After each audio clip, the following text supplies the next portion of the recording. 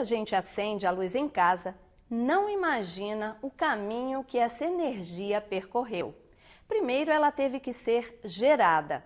95% vem de hidrelétricas ou de termoelétricas, que queimam petróleo, gás ou carvão. Depois, ela é enviada para todo o país através de 120 mil quilômetros de linhas de transmissão, o suficiente para dar 3 voltas ao redor do mundo. E, finalmente, chega ao consumidor por redes de distribuição. Um sistema complexo que necessita constantemente ser ampliado. Mas qualquer novo empreendimento precisa de licença da Justiça e de órgãos ambientais, que carecem de pessoal e recursos para trabalhar. O sistema isolado brasileiro, que é o sistema que não está interligado, é esse que está acima desse ponto de corte. E o sistema isolado hoje representa 1% da carga do sistema interligado brasileiro. Nós estamos lutando há mais de um ano com a FUNAI para podermos obter uma carta de anuência para construirmos essa linha de transmissão de Boa Vista até Manaus, o que interligaria de uma vez por todas de Boa Vista a Chuí, de Macapá a Chuí, de Rio Branco a Chuí. Não dá para aceitar, quer dizer, uma linha de transmissão que leva energia de Roraima para o Amazonas ou outro lugar do Brasil ficar imperado por causa do IFAM, por causa de uma licença, porque o chefe da FUNAI não deu a licença.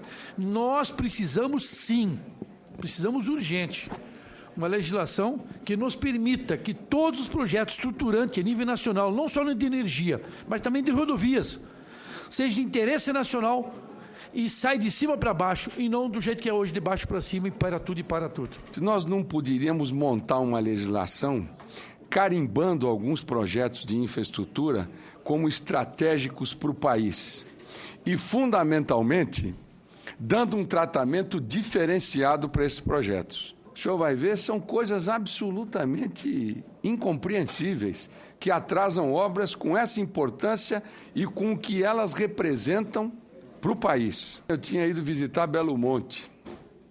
Aquela linha de Tucuruí para Manaus, ela estava pronta, comissionada e não podia ligar. Aí eu fui saber, por que não ligam essa linha? É porque tinha uma pendência do IFAM na faixa de servidão. Isso é um exemplo menor, mas de exemplos outros que têm prejudicado o bom andamento desses projetos.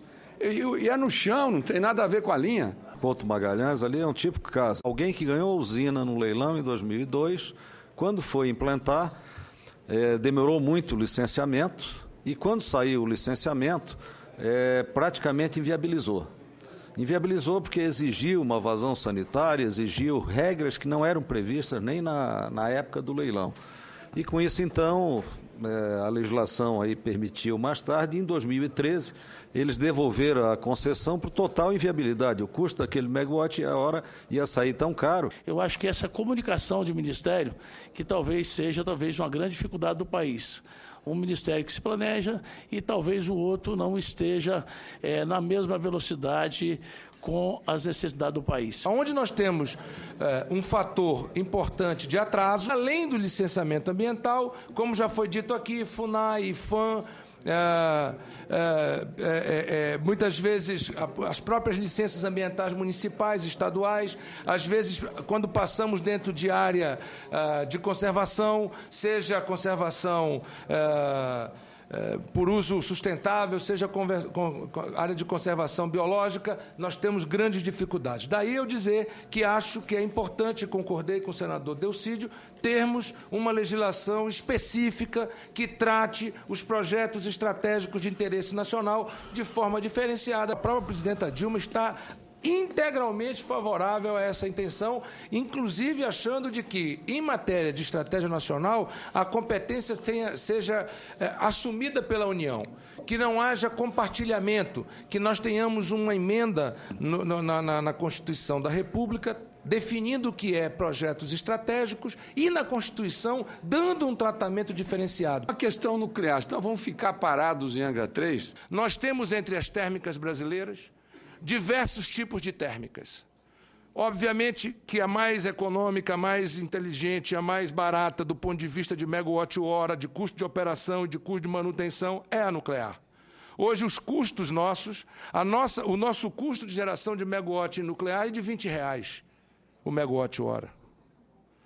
Eu não sei quem foi que citou aqui sobre tarifa a R$600 de megawatt-hora que teria tido acesso do assunto do Espírito Santo. Então, veja, é claro que a nuclear nós não podemos abrir mão. A Alemanha, que é um país ambientalista, fala, mas não fechou nenhuma nuclear. A França fala e não fechou nenhuma nuclear. Saiu o aval da Secretaria Nacional do Tesouro garantido, finalmente, que nós vamos concluir Angra e vamos concluir Angra 3 dentro do prazo finalmente estabelecido de 2018. Portanto, respondendo, sim, energia nuclear está dentro do plano estratégico do Brasil. Sim, no plano até 2030 está estabelecido 4 novos sites de energia nuclear e para o plano estratégico de 2050 a ideia de que nós teremos mais 8 unidades de energia nuclear. Nós precisamos dar alguns passos importantes, ousados e corajosos nessa direção, sem descuidar da questão ambiental. Veja no próximo bloco. Governo aposta na energia solar. Isso são flutuadores com placa fotovoltaica em cima de reservatórios de água.